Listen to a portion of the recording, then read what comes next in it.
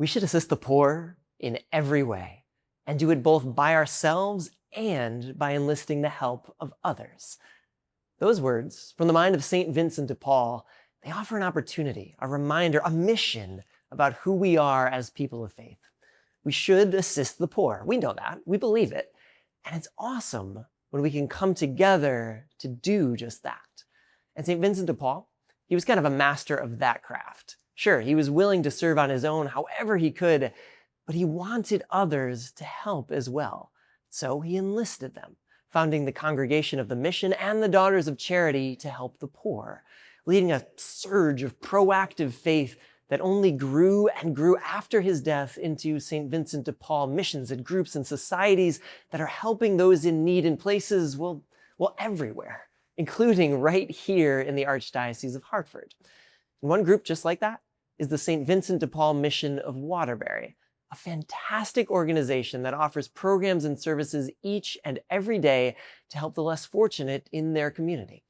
It's a mission supported by the Appeal that truly continues in that spiritual tradition of St. Vincent de Paul, assisting the poor in every way and enlisting as many of us as possible to help make it happen. It's good stuff, powerful stuff, which is why we're proud to let you see the great work they're doing. Have a look. I live in the city of Bethel and just one day said, you know what, I don't feel safe here.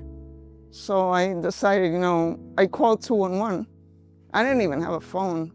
My name is Carmen Reed and my position is a volunteer coordinator here in the thrift store in St. Vincent de Paul. My name is Gary Beaulieu. I'm the Executive Director of the St. Vincent de Paul Mission. My name is Mark Kavanaugh. I'm the Chief Experience Officer of the St. Vincent de Paul Mission of Waterbury. St. Vincent de Paul Mission of Waterbury operates the largest homeless shelter here in the state of Connecticut. We actually started with our thrift store here. We also have a soup kitchen and food pantry, which also has a built-in culinary school. We have a permanent supportive housing program, a low-income housing program. We have 3 different mental health programs that are serving people with profound and persistent mental illness. We're the helping hand in the city of Waterbury. Without the services that we provide, unfortunately, people will experience homelessness and hunger and food insecurity, and we're saving lives every day in order to make not only our community stronger, but the people that live in our community stronger. They can recover and move towards independence. We're not just a homeless shelter, we have medical services built into that.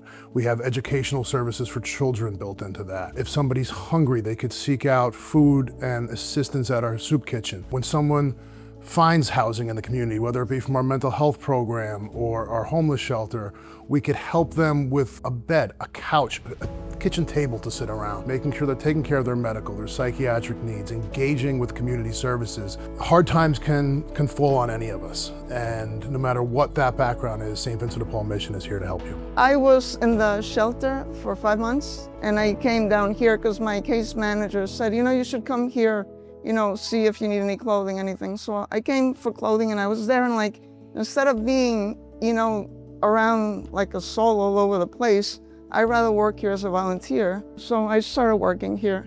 And then 2 or 3 months, they were able to give me a home. I love the apartment. It's a beautiful apartment. So it's been a blessing.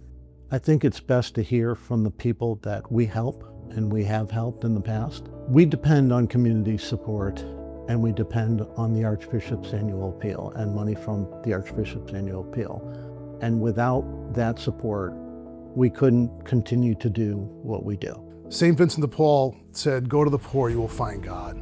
To use action instead of apathy. So through the donors of the Archbishop's annual appeal, we are able to take those teachings of St. Vincent de Paul and put them into action for those that need it most. You have to help people. You have to do the right thing. You have to follow the example that Jesus would always put the other cheek, and you see it here all the time, but you have to be charitable. You could have some challenging moments, and in those times, whether you're trying to link someone to services or find someone a way to get some help, I think remembering the ultimate goal of treating people with compassion and respect and recognizing that helping people does help your entire community helps you push through those tough days.